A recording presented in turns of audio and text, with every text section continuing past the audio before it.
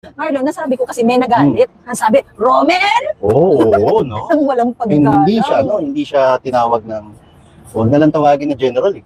Hindi siya tinawag ng Mr. and Sir. Wala, first name talagang talaga. galit Para- ang VP Sara. And it's showing VP Sara's loss of respect sa taong to, no, Marlon? Mm. So we are talking about PNP Chief or Chief PNP Romel Marbil, no? Bakit? Saan nagsimula?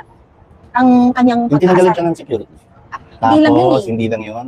Yung tinanggalan na, tapos ikaw pa yung papreskon ng papreskon, pa-interview ng pa-interview. Eh sinabi na nga nung tinanggalan mo na okay lang, hindi naman makaka-apekto sa akin yan. At saka sinabi na bago tanggalan ng security, ay nakipag-coordinate sa kanya. Hindi, may bigla agad binaba na order. So basahin natin pa, para Okay, sige. sa Himayin mga, natin. sa mga katete at kaed. Malamang marami naman na kayong napanood. So, but himayin natin, it's a very interesting topic. And it's May a sug na may concern, sug. yes. It's a concern and somehow, maraming natuwa, Marlon. Isa ako sa masaya ang puso na naririnig natin nagsasalita ang VP Sara. Ganun din ako. Dahil this is very typical of a Duterte, di ba? To call out someone na talagang nang-uurot sa kanila, di ba? Open letter to Romel Marbil. So, should I read them ka? Sabi mo basahin lang. Ang sabi niya kasi, nung lumabas yung issue ng pagbabawas ng aking security personnel, nagbigay agad ako ng pahayag na hindi ito makaka-apekto sa aking trabaho bilang ikalawang Pangulo ng Pilipinas. Hangad ko sana na matapos na ang usaping ito dahil hindi hamak na napakaraming issue ng bansa na higit na mahalaga kaysa sa aking proteksyon. Maganda, di ba? Whoever wrote this, ang galing.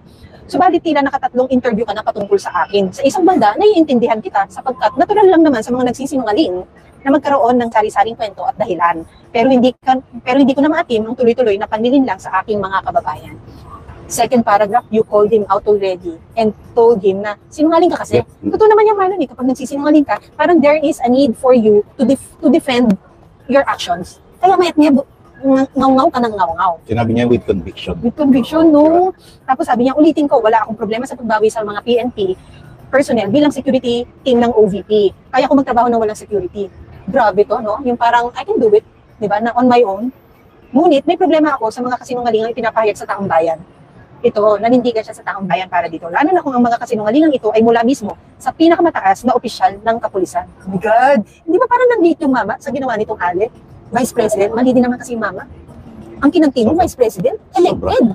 Sobra. At saka ang pinagsisilbihan mo, taong bayan, sino ba nagluklok sa ikalawang Pangulo? Kundi ang 32 milyong Pilipino na bahagi ng taong bayan. Tama. May mandato eh. Tapos ito, pa sa sobrang gigil ng lola mo, ang sabi niya, isa-isahin ko ha, number 1. Ang VP PD or Vice Presidential Protection Division na isinailalim sa PSPG ayon sa utos ng NAPOLCOM, itong Marlon Matindi to, ay sadyang ginawa para hindi pakialamanan ng mga tulad mo ang security ko at mga susunod pang mga vice presidente ng bansa. Malinaw ito sa dokumento ng NAPOLCOM at PNP. Do you expect, Marlon, na i-honor talaga to ng NAPOLCOM at PNP? Sa nangyayari ngayon, hindi na. Sa nangyayari ngayon, talagang pagka pinag-initan ka at inasinta ka ng gobyerno dahil budget ka sa kanila, kahit ano pang legal yan, kahit anong legal na paraan yan, pipilipitin nila. Nabanggit mo yung salitang dahil bad shot siya, lalo kung bad shot siya. Sa tingin mo ba may kumpas ito nung na-bad shot, kung kanino siya na-bad shot? Malamang sa malamang. Talaga, Marlon? Malamang sa malamang. So, sino ba talaga presidente natin ngayon? Yun nga itatanong ko, babae pala presidente natin? Babaeng walang mandato. Oh. Babaeng walang mandato na nagpipiling-pilingan na siya ang Pangulo. So, parang, ba't hindi na lang siya ang tumakbo? Eh, yun din naman ang pangalang bitbit niya. Pag siya tumakbo, di sa pusalian pinulot siya. Sa sama na ugali niya. At sirang-sira na siya sa imahe ng taong bayan. Naalala ko yung unang-unang, yung tayo kasi lagi maaga sa HP Marlon, di ba? Tapos nagkaroon tayo ng moment na tayo nagkausap ng masinsinan, yung do we, if sincere ako that I give my all support to the candidate back then, no? Tapos winarningan mo ko na kasi nga syempre ang buong bibig ko noon, hindi ko kilala yung lalaki. Kilala ko yung babae kasi yung babae yung nag-request na I join. Tapos binigyan mo ko ng warning na, bitchesa yan. Heads up. Oh, heads up. No? Heads up. Kasi kilala na siya sa Senate eh. Nung senador pa lang tong mister niya, wala nang tumatagal na mga Senate staff sa kanya. Especially yung mga maro niya, media relations officer niya. Dahil talagang bitchesa, datinela, at pakialamera. Senator pa lang nangingialam na siya dun sa mandato nung Alam yun ng hindi lamang ng office of then Senator Bongbong Marcos. Kundi alam yun ng iba't ibang tanggapan sa Senado. Iba't ibang tanggapan ng mga senador o iba't ibang tanggapan o departamento sa mataas na kapulungan ng Kongreso. Oh my God. And then, Kaya nung sinabi ko sa iyo, nandun tayo sa headquarters, buti hindi gano'n, no? Pero in fairness, Pam, yung campaign, although bihira naman yung... Less interaction kasi tayo Oo. sa kanya. In fairness, hindi ko naman nakitaan siya ng... Yun lang talaga, pagka may inuman sa baba every Monday, pagka may kainan, nakikita ko na, Marlon, lakas mag-yasi, Kapag ba bake, ako? and what. pag ba ako may kailangan sa'yo, sa tingin mo, papakita ko yung gaspang ng ugali ko sa'yo? Oh, sa bagay, pamilya ng mangga nga pala ito. Oh, di ba? Okay. We go to the second point, bakit sinungaling di umano tong si Romel? Si Chief Marbil. Sabi niya, he said local police also augment Duterte's security every time she visits provinces. Kaya nga may BPPD para walang hablutan at hindi maabala ang trabaho ng lokal na police. Kasi alam mo, tatanda mo Marlon, pagkaupo ni VP Sara, yan ang nirequest niya. Nahiwalay ang security niya. Hindi para sa sarili niya, but her vision is like may foresight siya na ito na yung maging sitwasyon sa lahat ng magiging VP ng bansa, because I believe she's coming from a point na nakita niya hindi magkasundo si father niya noon, who was president of the country, and the vice president, Leni Si Leni Robredo. Robredo. Marlon, matatandaan mo, kahit naman hindi magkasundo yung dalawa noon, never naman kinumpromiso ni FPRRD ang seguridad ng VP Leni Robredo. Mismo, Pam, di ba? Oo. Na kahit anong hindi pagkakaunawaan yung dalawa, o kahit anong hindi diskontento sila sa isa't isa, hindi ganon kasama ugali ng Pangulong Rodrigo Duterte para tanggalan ng security ang Leni Robredo na ikalawang Pangulo. At remember Marlon, merong isang press conference sa Malacanang wherein then President Rodrigo Roa Duterte was asked kung ipupush niya ang impeachment for VP Leni Robredo. Tama, At ang sinagot niya, inawat niya. kasi parang, oh come on, you give it to the person. She is elected, she was elected by the Filipino people, ganyan. Trabaho tayo. Parang magtrabaho tayo. Ganun siya, di ba? Galing ito sa isang Pangulo na sinasabi niyong sanggano. Mm. Galing ito sa Pangulo na sinasabi niyong mamamatay tao. Walang Pero, class. walang class. Pero ito yung Pangulo na kumikilala sa batas at tunay na makapilipino. Totoo, di ba? Hmm. Number 3, sabi niya, ito Marlon, matindi to.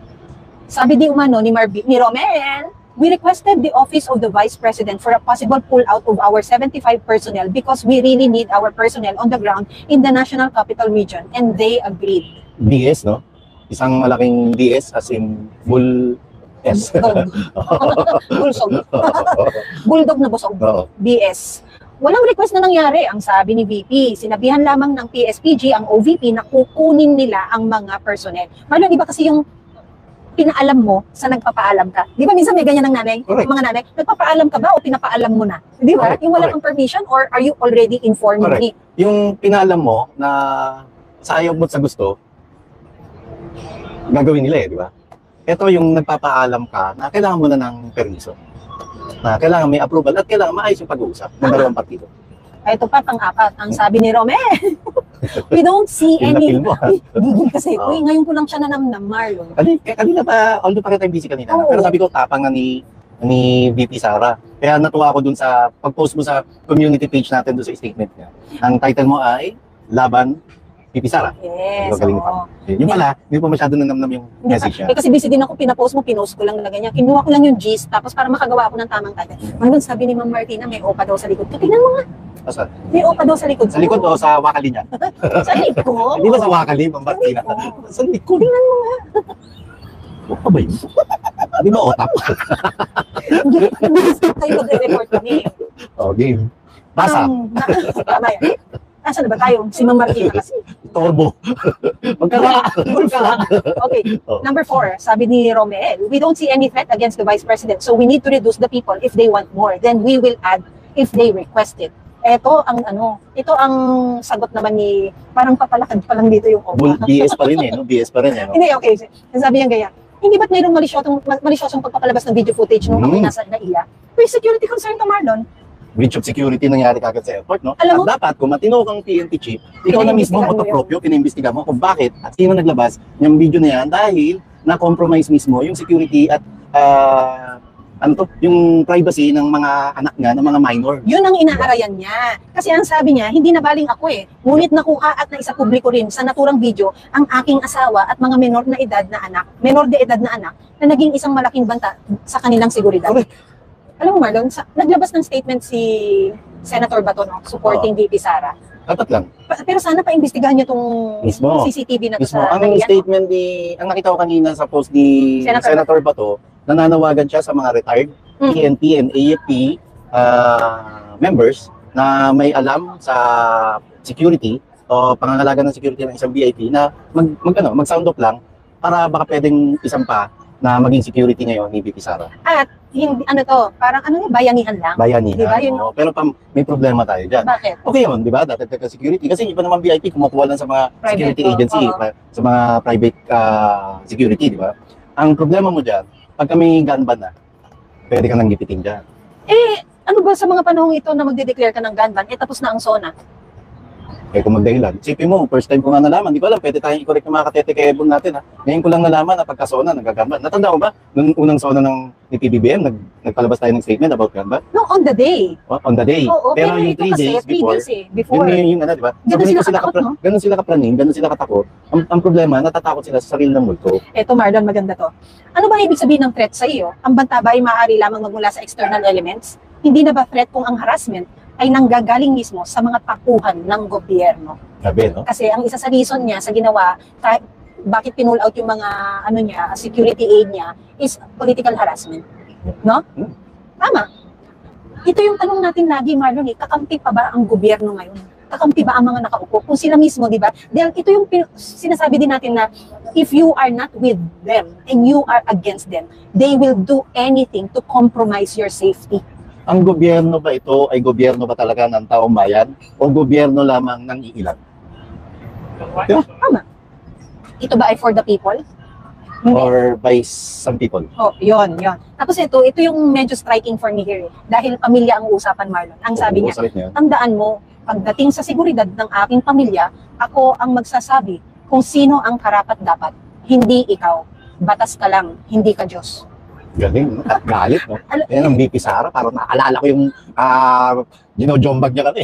Sheriff, di ba? Kaya VP Sara. Ginawa niya yon dahil naman gusto niyang bigyan ng hustisya yung mga tinatanggalan ng bahay noon. O dinidemolish na bahay. Ganyan talaga pagkapuso na, no? Pag tingin niya may naagrabyado na, ginagawa yun out of galit ni VP Sara. Pero kita mo yung pagmamahal niya sa bayan. Ito, yun ang mga kababayan niya sa Davao yun, na tinanggalan ng bahay, didemolish. Ito, pamilya mo ang wawasakin mo. Miss Sakura, thank you. Miss Sakura. Tama yan. Maraming salamat po. Ano rin yun, Marlon Kasi lagi na lang ang measure ng marami, ang kabutihan ng puso mo, yung hindi ka makapanakit ng tao, hindi ka magsasalita ng masama. Hindi Kapag nasa sitwasyon ka na merong ganyang, kapag yung gravitas mo, di ba? Oo.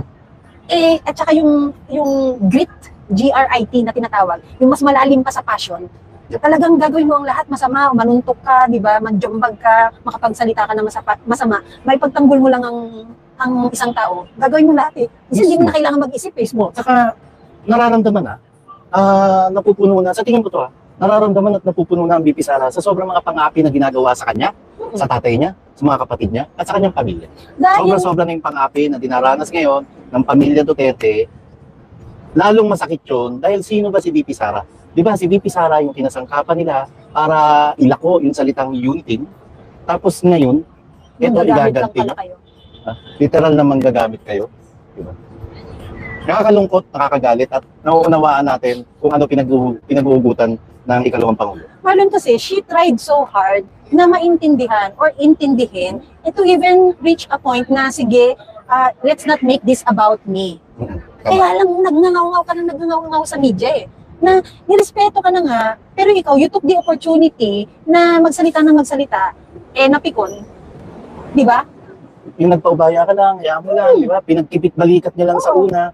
Pero ngayon, dumarating na sa hangganan at hanggang doon lang ang threshold. Yung limitasyon ng pagiging mabait ng ikalawang Pangulo. Na uulitin ko meron po siyang 32 million na mandato o boto mula sa mga kababayan natin, mula sa ating mga Pilipino. Binoto ko rin si VP Sara.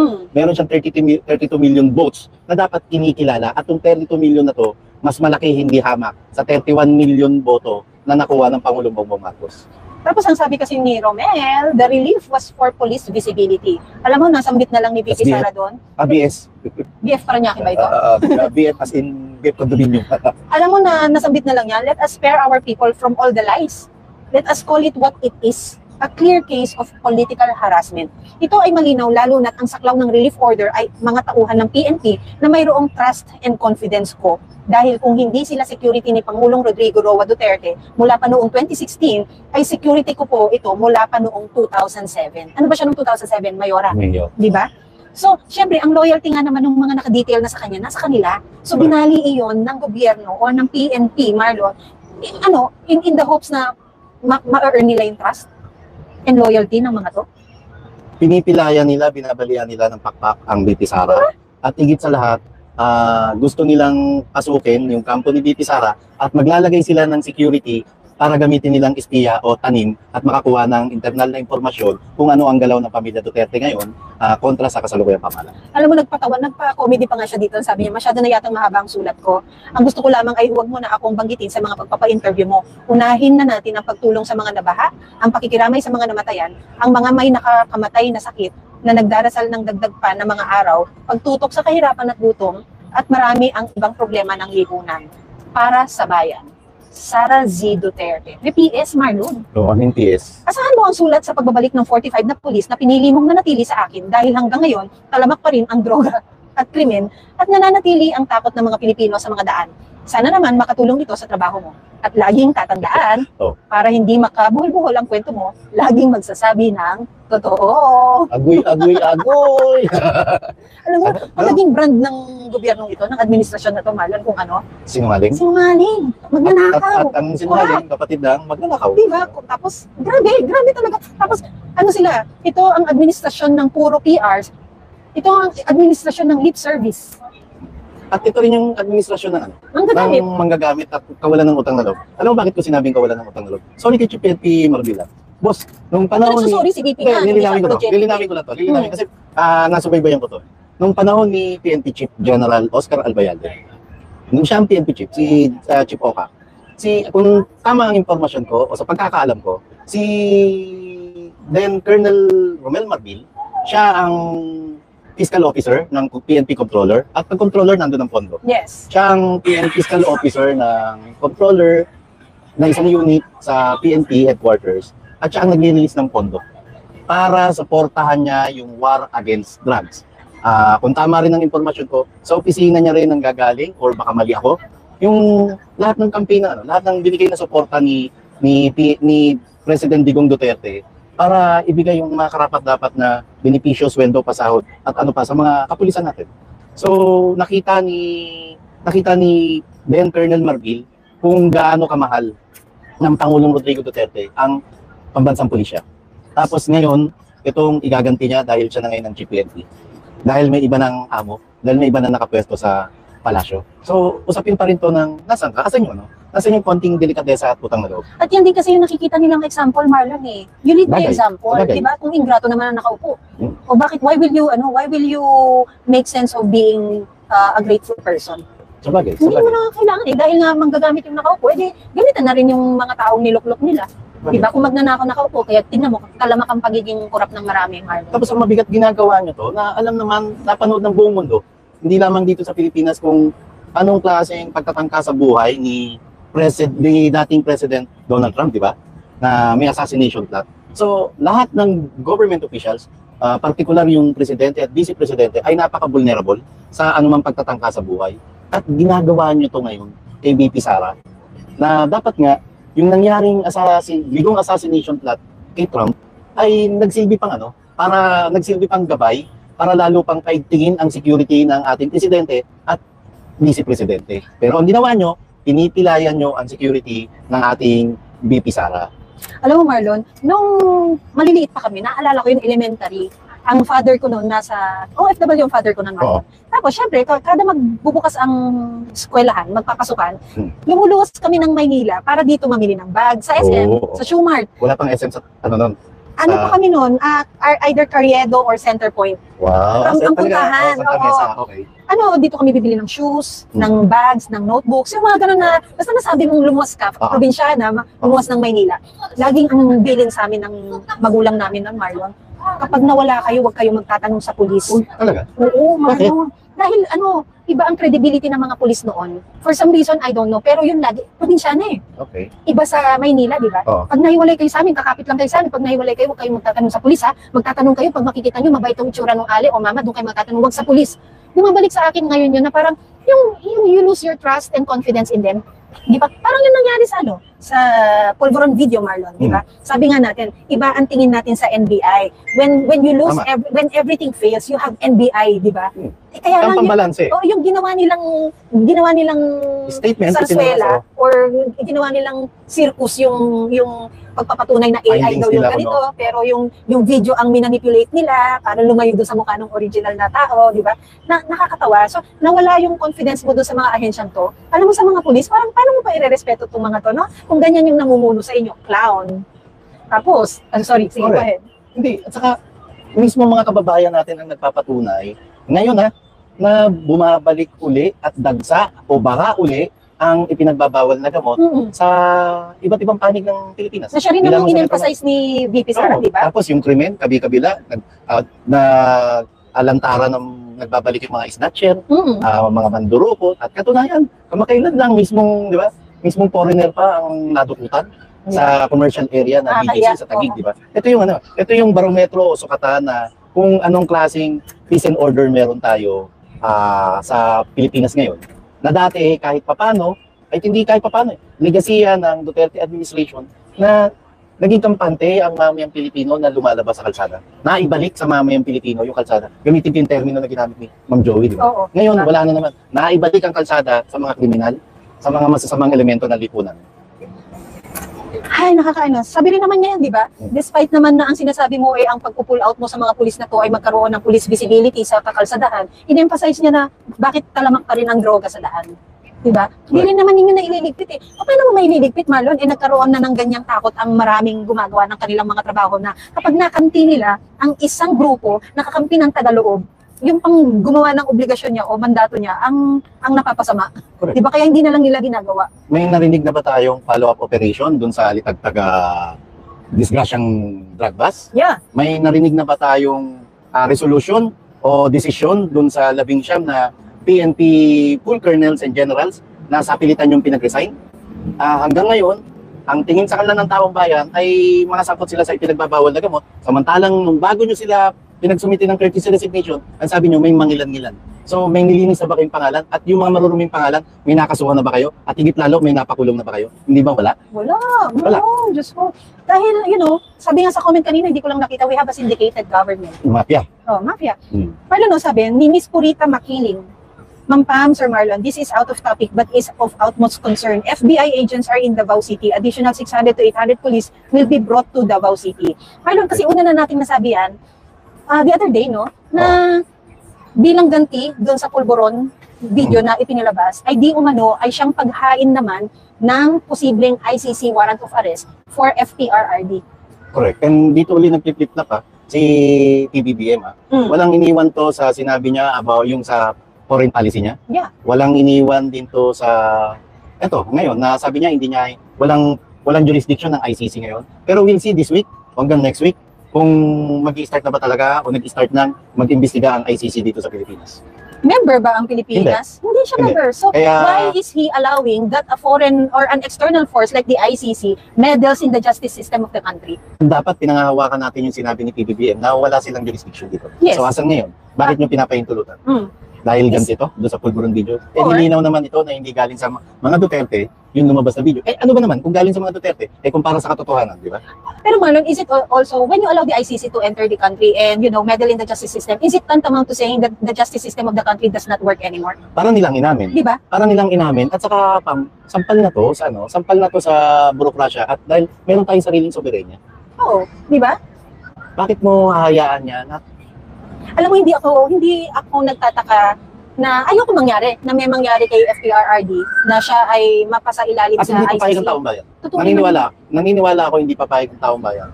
Lalo, grabe, napaka-ungrateful talaga ng gobyerno to. Naniniwala, unang-una, Trollbuster, hoy, bibig mo sabi niya si Marbil, joke lang daw. Trollbuster ka Unang-una, ito igaganti nyo kay PBBM, kay PRRD, na kahit napaka-unpopular ng decision niya, ulit-ulitin lang natin to. Napaka-unpopular ng decision niya nung payagan niyang ihimlay sa libingan ng mga bayani ang tatay ni PBBM, ginawa niya. Tapos, eto kayo ngayon, yung tinanggalan nyo na nga ng hagdanan nung may sugrali sa Dumaguete, ngayon tatanggalan nyo pa ng karapatan. Totoo yan. Yung isang 80 years old na dating Pangulo na may maraming ginawang kabutihan para sa bayan. Marlon, ito basahin lang natin. Sabi ni Lulu, sina Castro nga hindi nakulong. So the justice system is not working. Totoo din naman, no? Napaka-practical example nung binigay niyang to. Lily Rose, hello. Tama sabi ni Ita Brodo, ICC can only come in when our justice system does not work anymore. Totoo, bakit? So the government is saying that we don't have a working justice system. Kasasampang, nag-work nga ang justice system. Di ba nga napawalang sala nga yung anak niya, no? Ni Justice Secretary Boying Rimulya nung mahulihan ng mga high-grade na marijuana. Nabanggit mo si SOJ, Marlon. Hindi siya lumitaw sa SONA, ha? Pero prior to that, meron siyang isang signing ceremony na in-attendance sa Malacanang. Yung ano, di ba? Na kulay ube. Tana. Kulay ube. Isa sa mga yung pasa. Kasi ano ba to? Putik na pasa. Alam mo yung, ako basta parang kulay lupa. It's not a healthy color. Kasi sorry ha, pratman ako, wala pa kang tayo-isig doon. Nung nakita ko yung binugbog na ako sa isig, nakita ko yung kulay ng ngita ko, gano'n. Yung kulay ube. Kulay ube. Gano'n na gano'n ang kulay nung ni Justice Secretary Boying Rimulya. Naalala ko, nanonood ba yung kuya ko? Oo. Naalala ko yan, Marlon. Si kuya, parang weekend doon eh. Parang ang tagal lang niya nakaupo sa sofa. Tapos, nung nakasandal siya ganyan, syempre, tinaas niya yung paa niya. Tinaas niya ganyan yung paa niya. naka-shorts. Yung shorts, syempre, bumaba sa legs niya. Syempre, bababa yun, sinampa mo yung paa mo, di ba? Nakita ko talaga po, Ube rin. Ube. Yung gano'n, natiwala ang galit yun. Kasi yung pinadrin. Malditang kapatid. Nag-squeal ka, squealer. Sabi ko, kuya! Sabi ko, mami!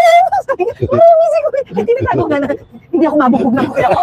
Kasi, hindi ako mabugbog ng kuya ko. Kasi hindi nga makakilos. Nabugbog siya ng nanay ko. Nagagaling lang sa bugbog sa isip. Nabugbog pa liba, di ba? Pero di ba, ganun ang kulay? Ay, ang cute! Parang itim na violet na hindi mo malaman. Ube nga, ube. Pero kasi yun, alam mong may dumadaloy na magandang dugo. Hindi, kaya kulay ube kasi hindi nakadumadaloy. Hindi maganda yung pagkakadaloy na ng dugo. O saan yung itsura ni SOG? Blood clot? Ganun din. Blood clot. Hindi, ganun nga. Baka hindi na maganda yung pagkakadaloy ng dugo. Alam mo, ba't ako natatawa, Marlon? Kasi, di ba, yung pagkakalabas niyang yun at lahat ng tao nag-react na, you know, isang bulati na lang ang hindi pumipirma sa death certificate niya. Sorry po. Eh, pilit namang yung kanilang spoke, eh sinasabing, he's getting healthier and healthier. Na parang, he's getting better, and then yung lost weight niya is because of a strict diet, yada-yada, blah, blah, blah. Yung pala, ba't wala sa SONA? Hindi na pala. And tapos, wala sa SONA, kasi mga epal, hindi siya inanap. Tapos si BP Sara, nung sinabing hindi pupunta ng SONA, kabi-kabila ang batikos. Alam mo, Grabe.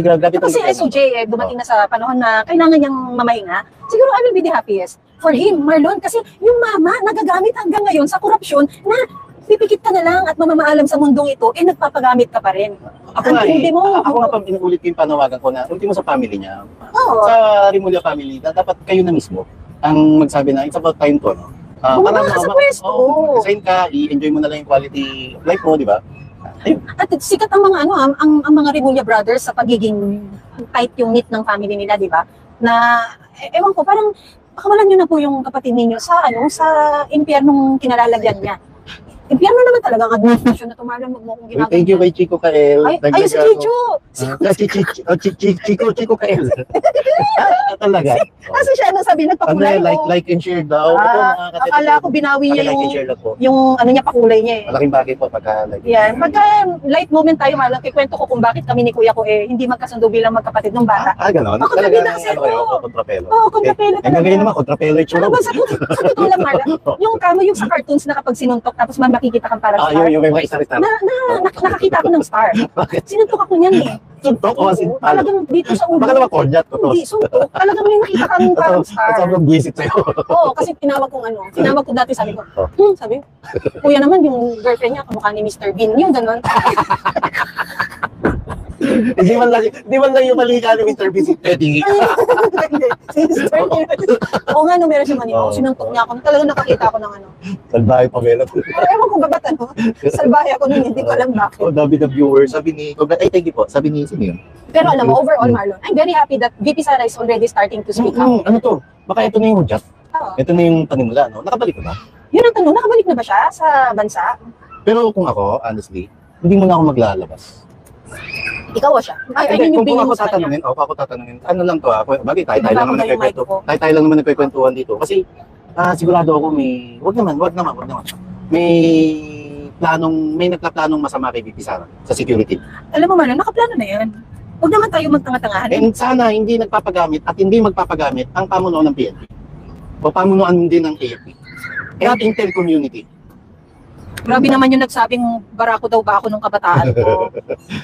Alam mo Marlon, August 3. Alam mo Marlon, because Mayor Baste Duterte, during the hakbang ng malisog sa Cagayan de Oro, nag-express na siya ng kanyang, yung mga ganyan na dismaya ulit na tinawag niyong magnanakaw ang kapatid ko, based sa sa mga translation na nung pagiging Bisaya nung speech niya. Siyempre, ang kapatid may hinaing yan eh. Tapos gagawin ninyong i-expose yung ate ko na naka-personal leave. Diba? Tapos papakita ninyo yung CCTV capture na ganito. Tapos, alam mo Marlon, di ba nung mayor siya, ang nagpo-provide ng security niya si Pulong Duterte? I wonder kung ano ngayon ang sentimiento ni Rep Pulong Duterte. Dahil kuya yan eh. Alam mo, masamang-masama ang loob. Diba? Kuya yan. Alam mo yun, sinabi rin naman sa letter niya ni VP Sara kay General Marbil. Romel! Okay, kay Romel! Sinabi rin ni Mayor Baste sa CDO Maisug na wala na bang mas marami pang mabibigat na problema ang Pilipinas at bakit sila ang pinag-iinitan at bakit pinag-iinitan ng Davao gayon din si Pastor Apollo Kibuloy. Totoo naman mas marami pong problema ang kinakaharap ang bansa at hindi po problema ang pamilya Duterte, hindi problema ang Pastor Apollo Kibuloy, problema nyo lamang sila dahil natatakot kayo sa sarili nyong multo. Ano kaya multo yung kinakatakot nila Marlon? Lumabas na naman yung pulburon video. Diba? Paano hindi naman daw siya eh. Hindi pala sila, ba't natataranta sila, kabi-kabila, lahat na lang nagsasalita. Pinapababa no? Pilit pinapababa. Tapos pinapababa, lahat binablock nyo. Di ba? Pero Marlon, sa gitna ng lahat ng ito, na naglabas ng statement si VP Sara, kahapon, if napanood ninyo, ang vlog naman ni Luis Manzano sa kanyang YouTube channel, ang nakaupo doon ay si Romel! Well, I don't know. I did not really finish watching it, Marlon. Pero ang akin lang naman. At wala akong planong panood. Pero may nagsabi na sa akin, ha? Pero medyo hindi maganda eh. Parang ang pagkakasabi niya dun is, if you are lying to your family, how can you tell the truth to your country or countrymen? I'm not sure, pero parang gano'n yung tono niya. Sino ba niya. sinasabihan niya? Pamilya Marcos? Hindi ko alam kung saan siya nanggagaling ng lakas ng apong niyang yan na parang hindi mo ba nakikita ang sarili mo sa salamin? Salamin. Sayaw niya, Huwag natin kalimutan, ha? Stepson si Lucky Manzano, si Luis Manzano, stepson siya ni, ano ba? Yung Finance-Secretary Ralph Recto na nangangahas na ilipat yung 90 billion na pondo, no? Actually, inutos na niya. Nangahas nga. Akala ko na future pa. Oo. Ay, present. Hindi, inutos na yung pagbabalik ng savings from PhilHealth na 90 billion sa National Treasury, Marlon. Okay. So, if, since Luis Manzano is a practicing media personality, Marlon, no, sana iupo din niya ang kanyang, gaya naman nagpapaupo na siya ng mga taong gobyerno. Ba't di niya paupuin ng kanyang stepfather doon? At tanungin, bakit niya po pinayagan? Diba? Saan po papunta yun? Anong object? Bakit? Nangyari? Pindot kasi ng pindot. Sorry, sir. Sabi niya, anong objective? Bakit mo kailangan ipabalik? No, sana ganun, tanongin niya. Kasi maraming tao ang nagtatanong. Diba? Tanungin na rin yan, no? Tanungin na rin ni Luis Manzano na marami ba raw talagang nagkokop sa gobyerno, sa gabinete at hindi lamang Pangulong Marcos, di ba? Baka pwede na tanungin stepfather niya. Totoo, no? Kung hindi, why don't he outright ask him, user po ba kayo? Subukan nyo ano ba, lasa ng coke? Oo, di ba? Ano ba yan, diet or zero? Di ba? Ganun lang, ang simple-simple lang eh. Pag-usapan natin, Marlon, nang mabilis lang ha. Oh. Yung naganap na Pogo hearing kanina sa Senado, medyo maraming dismayado dahil parang si Secretary Harry Roque, former spokes Harry Roque, Marlon, he's overpromising something that he did not deliver today. Kasi prior to that, nag-vlog siya eh. Ang daming nag-expect eh. Ang daming nag-expect na papangalanan niya eh. At ang balita ko pa nga, although hindi niya naman may umugong yung usapan na may papakita siyang picture. Picture na protector? Picture na pinakamataas na opisyalis ng pamahalaan na kasama sa picture na yun, yung mga Pogo operators na hindi nangyari kanina. Na ini-expect ng tao kasi siya naman mismo ang nagsabi na gagawin niya yun eh. Oo, in-announce niya ng maaga. Baka may ibang plano si Spokesary. Yung ang pangalanan, hindi niya nagawa. Tapos, nababasa ko sa comments, Marlon, ang sinasabi is, ang sagot niya lagi is yung hindi niya matandaan. I don't know. So, lumaki ba sa farm si Spokes? We'll see. Tingnan natin pa. Pero bago ko lang makalimutan dahil di ba, in-announce niya, bagong-bago to, mainit-init to. Hindi mo sinabi sa akin yan. Naalala ko lang, pinasa po yung Pogo eh. Di ba, in-announce ni PBBM, di umano, total ban na sa Pogo. Oh. Alam mo ba, anong ginagawa ngayon ng Bureau of Internal Revenue? BIR? BIR, lalo sa Pasay. Iniisa-isa ngayon yung mga, yung mga establishment. Ha? Tapos, hinihilitan na ng, actually lumabas na to, pero ngayon doble kayod sila. Hinihilitan nila na ano ba to? Hinihilitan nila ng ibang tax. Dinodoble pa. And na dapat to, investigahan ni Jun Lumani. Kasi, kunyari, ang singil sa'yo, ang tax mo, bayarin mo sa tax 1 million, makikipag-areglo na lang ng 500,000. Tapos ang nasa resibo, 100,000 na lang, ibubulsa na yung 400,000. Ngayon, double kayod sila. Yung dating 1 million, ginagawa ng 5 million. May mga ganun na report. Na sana, may investigahan ng BIR chief. Sino ginamitan ng contempt card? Ginamitan ng contempt card kay attorney. Sabi ni Eunice, hindi po siya tinanong ni Riza, tinanong doon sa iba. Maganda yung hearing kanina, di makaporma si Riza, ginamitan ni Gatchalian ng contempt card kay attorney.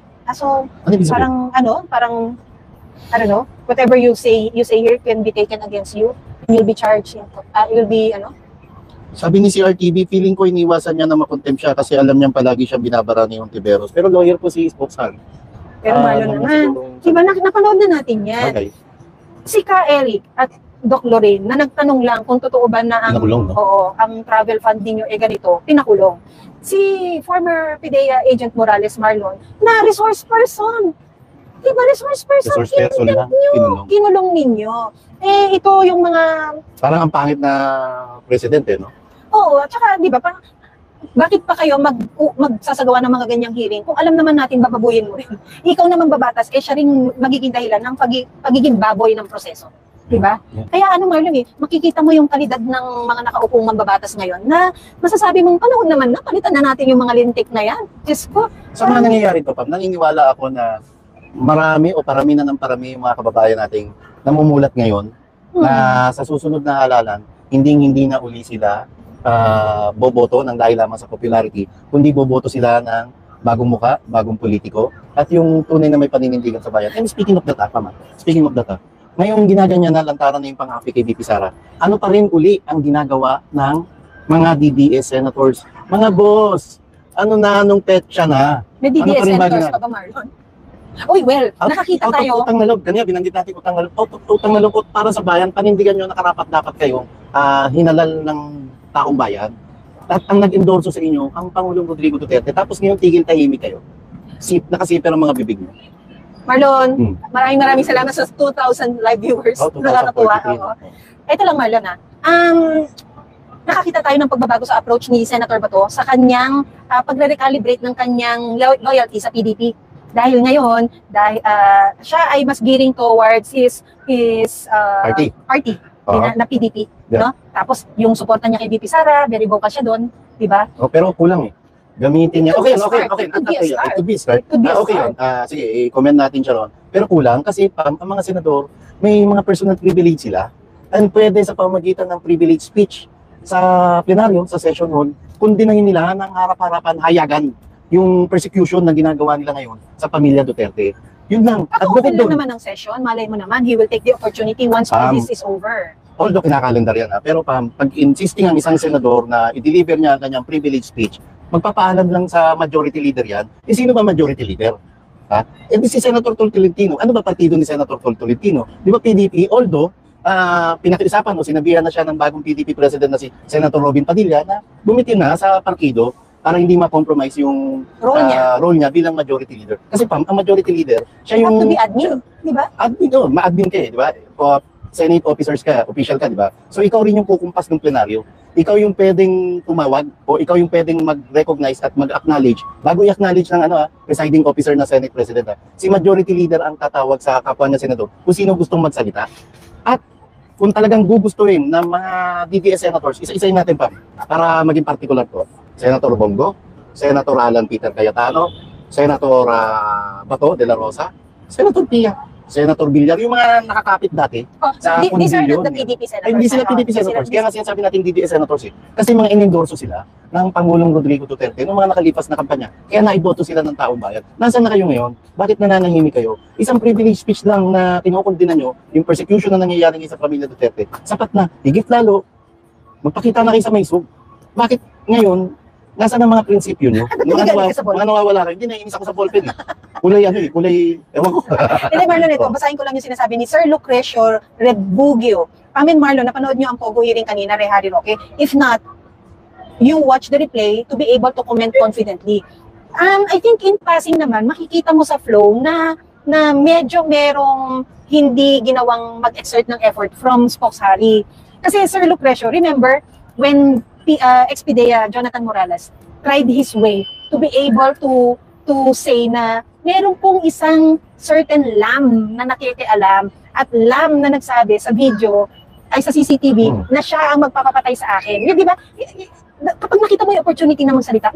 But yes, we take note of it. Opo, manonood kami to be able to confidently also discuss the matter. So, maghapon nasa meeting kami, kaya kung gabi kami nagpapatay. Nung nagkita kami ni Pamela, pangatlong meeting ko na to.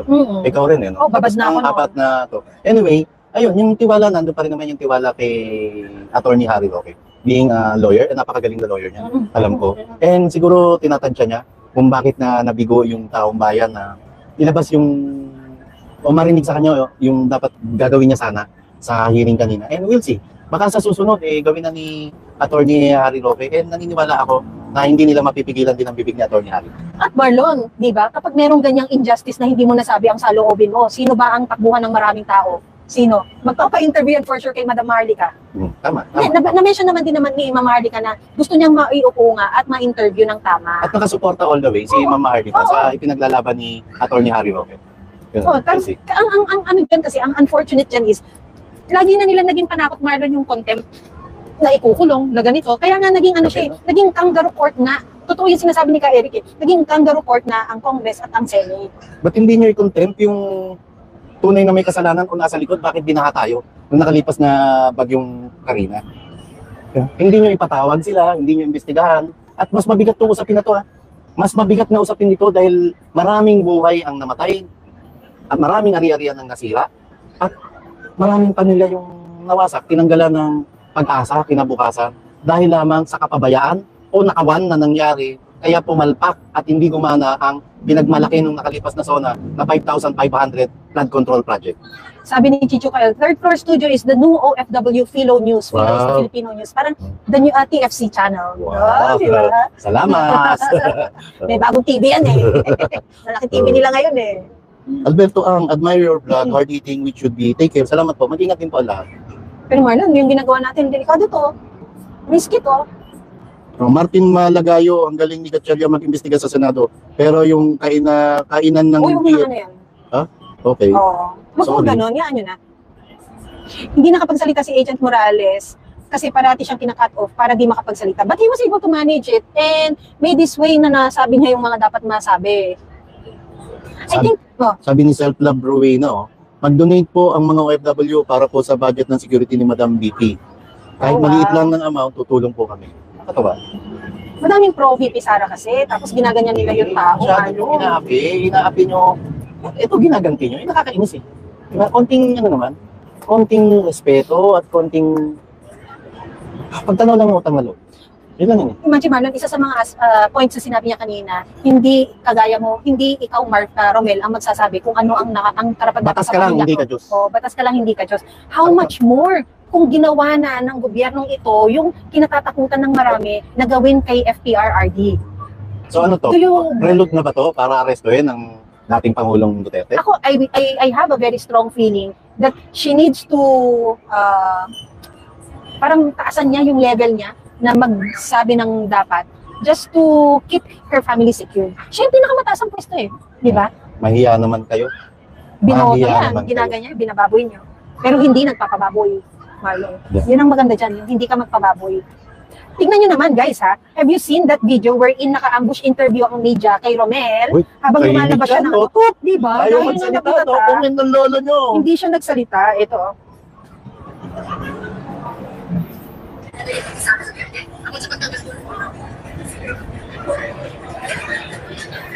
O di ba? Buta ka. Wala na siyang sinabi. Katniss Lawis, masunurin si Romel. Naomi Pegaro, hi, I'm a new member. Hello po. Che Lopez, yes po, Dutertes and Attorney Vic Rodriguez for Senator. So, ano nga pala, no? Sana tumuloy talaga si Atty. Vic Rodriguez tumakbo. And, sino pa masarap tumakbo? Si Mayor Baste Duterte.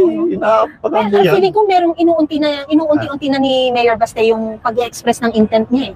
Dapat.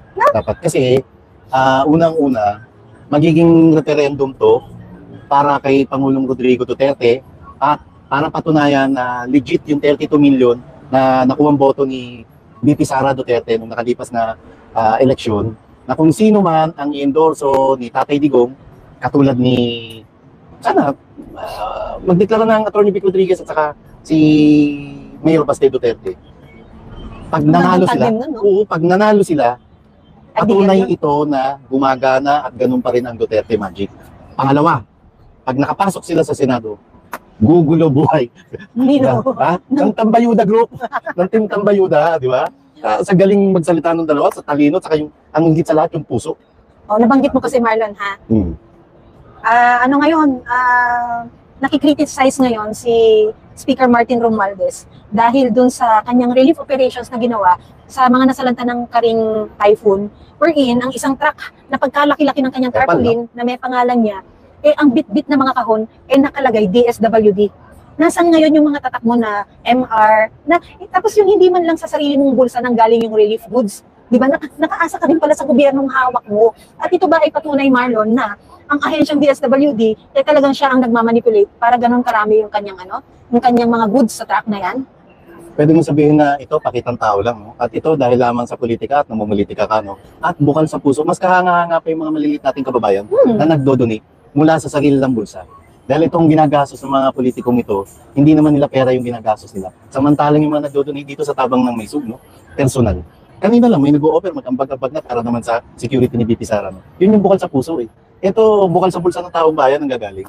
Yung perang ginagastos niya. At kung umasta sila, kala mo, pera nila yung pinamumudmod nilang pera sa taong bayan. Ang grupo natin, may kaibigan tayo dyan sa New York, si Amon, Marlon, ang nagbigay ng mga kahon-kahon na energen drink. Talaga? Ano yung parang, yung tinitimpla yun ready mixed yun Parang oatmeal type.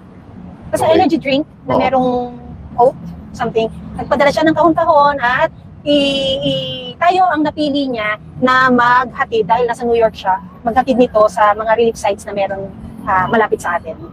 Maraming salamat sa iyong tulong at siguraduhin mo na makakarating ito sa mga nasalanta ng bagyong Karing. At hindi lang si Karing dahil merong paparating pa na mga ibang bagyo. Letter D na tayo. So, sino? Ma'am Ana Mignonet Serrano. Mignonet? Sorry naman. Ana Mignonet Serrano. Bisaya man ko, sorry. Ana Mignonet Serrano. Thank you po sa...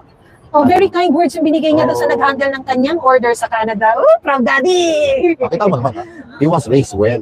Di ba? GMRC?